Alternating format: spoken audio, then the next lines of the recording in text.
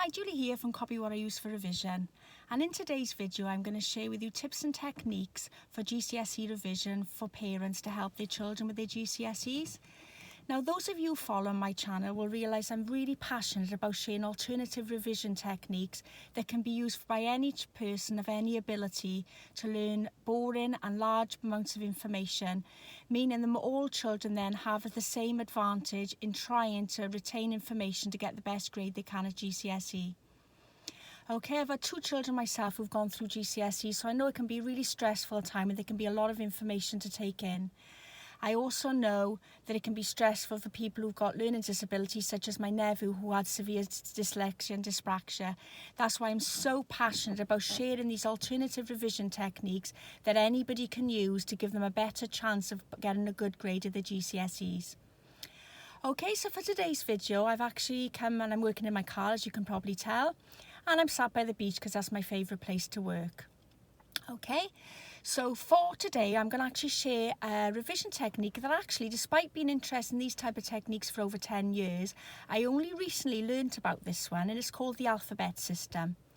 And it's a system whereby you code the alphabet with various images, because it is a proven fact that for learning boring information or large lists of information, you will always retain the information easier and longer if you apply an image to it instead, an interesting image. The funnier and more interesting the image, the more likely you are to remember it. Okay, so basically for today's example, the alphabet system, you first of all start with coding the alphabet letters with an image. Okay, and for today's demonstration purposes, to keep it relatively short and simple, I've only actually chosen 5. Now I'll actually show you a random list I've made this morning in my car. I don't know if you can see that. Okay, that's the letters, the first 5 letters, the alphabet, and that's a random list that I've chosen. Okay, now I've chosen that there's no link to this random list I've chosen other than the fact that they're all beach related, but other than that there's no particular link to them. Okay, so the first part of this exercise is for the first 5 letters of the alphabet, A, B, C, D, E, you need to actually code an image to it, a bit like Secret Spy. We can actually put a code to it, and once you encode the alphabet, you always keep that code, so you can actually use this system right into, you know, whatever age you want to. Okay, my mum in her 70s can use these revision techniques I actually share, because they're actually with you forever once you learn them. Okay, so for A, I've actually coded it to an ant. For B, I've coded it to a bear. For C, I've coded it to a cow. For D, I've coded it to a dog. And E, I've coded it to an elephant. So you'll notice I've picked animals for each one, and I thought let's keep it simple. So my advice to you would be to actually pause the video now. Make sure you can remember each of those animals that I've coded to the letters, because it actually is important to remember them off by heart for the next part of the exercise. Okay, so pause the video for a few seconds, learn the list that I've given you, and then obviously continue with the video. Okay, welcome back. I hope you did what I said and you paused the video and you haven't cheated and you have learned the 5 animals that I coded to the letters.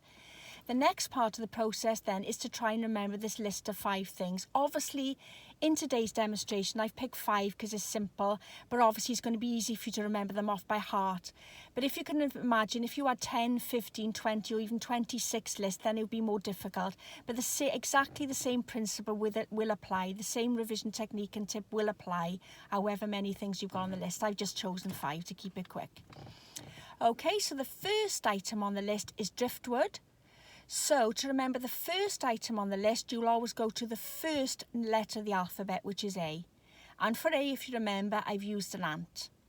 So we got an ant. We now need to link to the first item, which is Driftwood. And the way I've linked it is this. The ant is really pushing and struggling, trying to push a boulder of driftwood.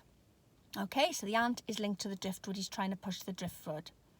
The second item on the list we need to remember is an ice cream. And the way I'm remembering this is the ice cream is being eaten by a bear. He's walking down the beach, this bear, and he's really enjoying this ice cream. If you like, you can give it a flavour, and we'll make it a Knickerbocker Glory, shall we?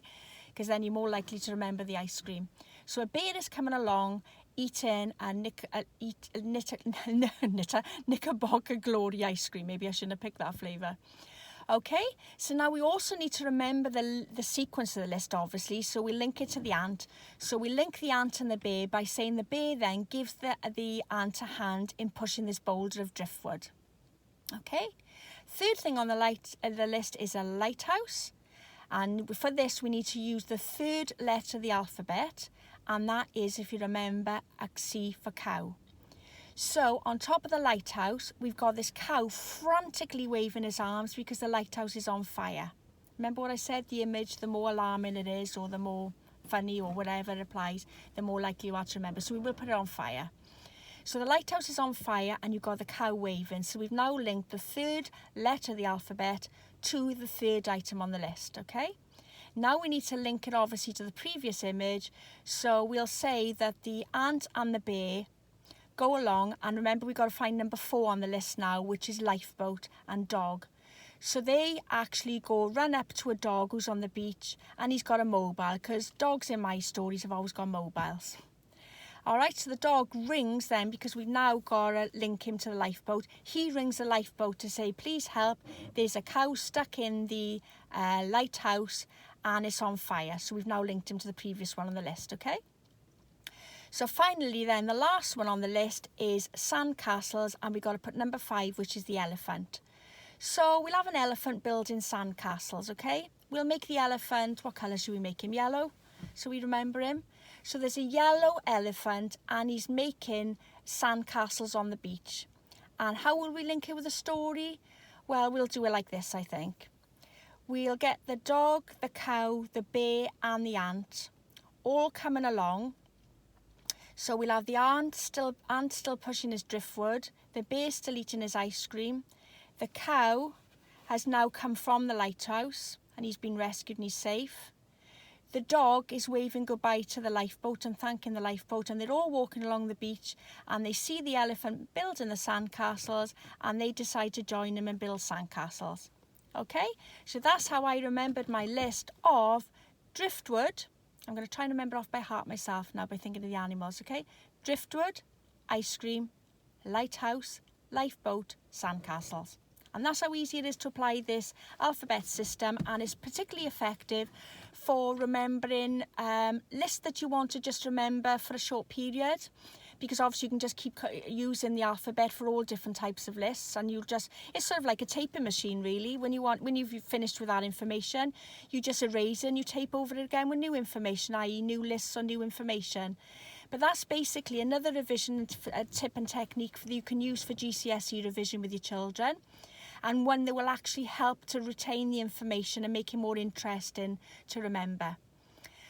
Okay, so that's it for today's video, other than to say that I actually, as I say, this was a new revision tip to me, and I actually came across it in a book that I strongly recommend, and it's actually called, let me get a copy of the book for you to see, Dr. Chan's GCSE Total Recall System. If I just show you there, okay?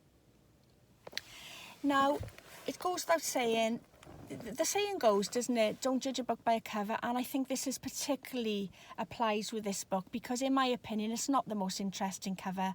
The first thing my daughter said to me, because she is a visual learner, she said, oh gosh mum, what an awful cover. She wouldn't have even opened it.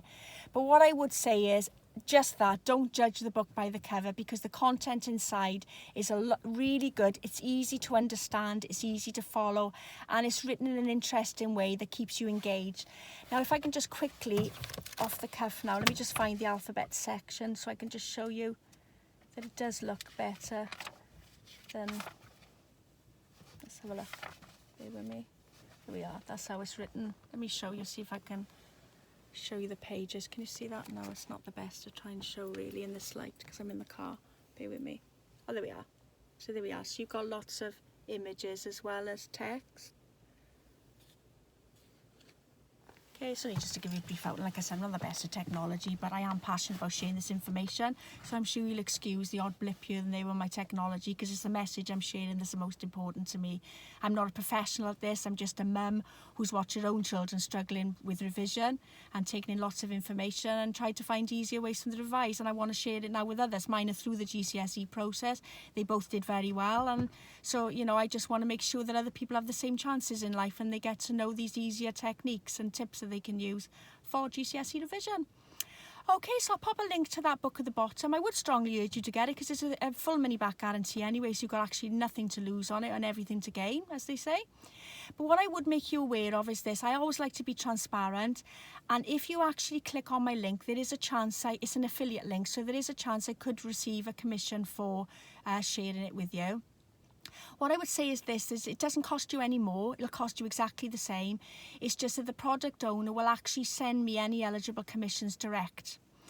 Okay, I actually provide the link because I think it's a quick way of you shopping. You've only got to click on and you're straight to the link that you need. You haven't got to go sort of looking around for it and searching for it. And secondly, any commissions I might make will then help to cover my expenses so that I can actually share my message with more people. And that's why I do this. Okay, so that's it for today's GCSE tip on and technique of different ways you can use for revision to help your children. Hope it helped. If it did, please pop a comment in the bottom. And like I say, I would strongly urge you to give the book a try by clicking on the link because, as I say, it is fully guaranteed, and that's just one of the many memory tips he shares. Another one he does is another one that I'm very firm believer of, and that's the room technique, which the Romans used dating back hundreds of years ago, and that's a fantastic way of storing information to the long-term memory. And I've written some blogs on this of actual information I've used this technique for, and I can still remember the information 10 years on. Okay, so that's it for today. I'll pop the link, as I say, at the bottom, and I'll also pop a link to my blog as well, where you can find other blogs I've written on other revision techniques. Okay, so that's it for today. Speak to you again soon. Bye for now.